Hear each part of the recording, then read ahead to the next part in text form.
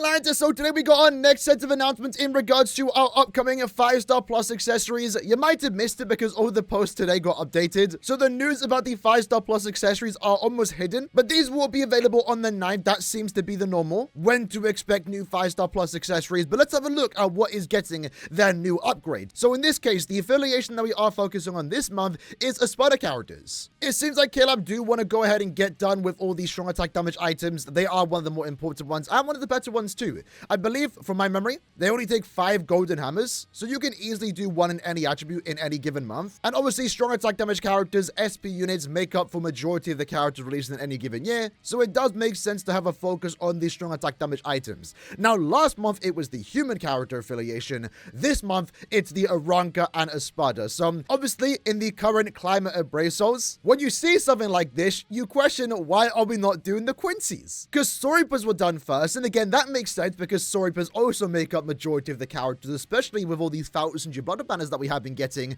But you know, Quincy's are now also going to be quite the popular affiliation that we are getting quite a lot of characters. In fact, our upcoming characters for mid-month are likely going to be more Quincy's, right? I don't think it's that big of a deal, but it is funny how they are avoiding doing the Quincy affiliation, which they will do in due time. It's only a matter of time now before they do go ahead and do the Quincy ones. But in this case, we are focusing on Aaroniero and ESPADA's. They will be getting their 35% strong attack damage increase. For those that are wondering, these strong attack damage items, if you missed the memo, usually give 20%. Now it's 35%, and it's quite a noticeable damage increase. It's one of the better examples of 5-star plus accessories being good upgrades. And like I said, it only takes 5 golden hammers, so it's honestly not even too bad. And very rarely do you ever have to use 2 power characters in the same affiliation with the same item. So upgrading 1 strong attack damage item for each attribute in each affiliation, as we do get them month by month, should be manageable and something you might want to do. I always recommend, especially as we do continue to get these golden hammers monthly, definitely upgrade the lieutenant badge for every attribute, because more often than not you are using your soul reapers, right? Below that though, we do have the incomplete HOGYOKU. This is going to the stamina item that does offer 10% more stamina, 80% last ditch. It's decent, nothing super crazy. Really comes down to if you want to do that. I think in the future you will eventually want to upgrade these when you continue to upgrade most of your items and you have nothing else to upgrade.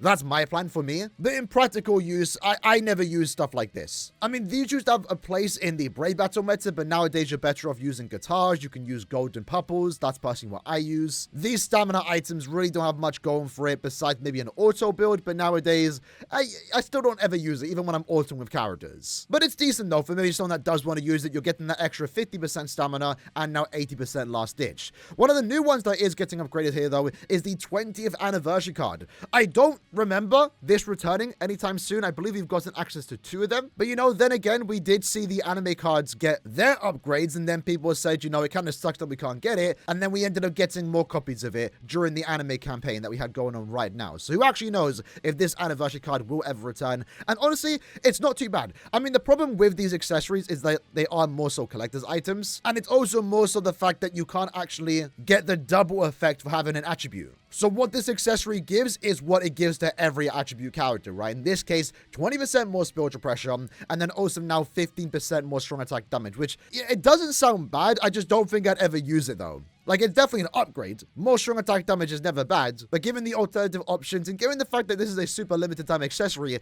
1, you either likely don't have it, or 2, you likely won't need it. But I guess it is nice to see it get its upgrade, and it's a decent one at that. I guess now with this particular accessory, you can get 35% spiritual pressure and also 15% strong attack damage, which who knows? That might be decent. Especially maybe for those characters that don't have any built-in strong attack damage. Then again, there's always other ways to give a character strong attack damage. Through links, for example, or again, most importantly, the 5-star plus strong attack damage items. Speaking of these though, since the ESPADAs and Aaronios are now getting their upgrades, let's have a look what characters are being affected by this. So, more so 2 characters, and even then, mainly 1 character is getting a noticeable upgrade here, and that is going to be Future Society Okura. He's one of the more better examples of an Aaroniero slash ESPADA that is usable as an SP unit. Very good unit overall. Has been to a certain extent power crept when it comes to Guild Quest content, because now we have access to Raitsu. And we actually have the ranged Quincy Guild Quest on right now, where another example where, you know, this strong attack damage item would have been nice to use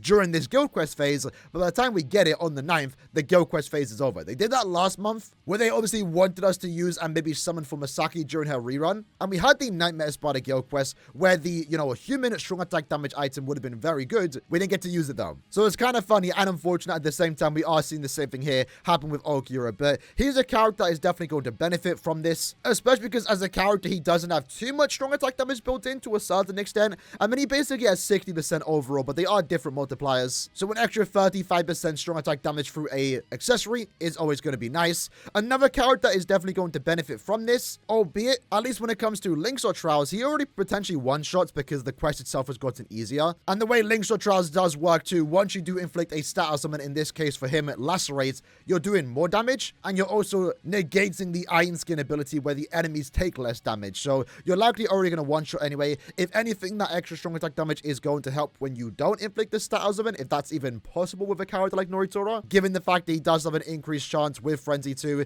He's a great character, but you're likely already killing super fast. Other than that though, not many Aaronios that can actually benefit from this. I mean, you know, Halibel's still a great character. Aaroniero, not so much. Mila Rose is a character people still use, and that's really about it. As for no attack damage characters, they can obviously use the stamina item, but I would say more often than not, the stamina item might be one to use in Brave Battles. Again, not so much nowadays, to be fair, in the current meta of accessories. And to be fair, there's not really many characters here that can actually benefit from it. And that's just the unfortunate truth as well, in regards to the affiliations that we have going on right now.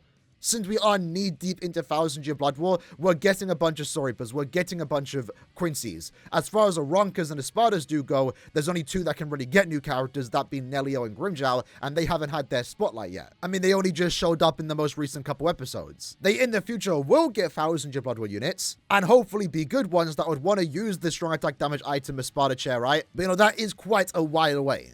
The only time we can really ever get new ESPADAs slash Aaronios are if we do get seasonals. That's why, you know, Noritora and also HOGYOKU stand out.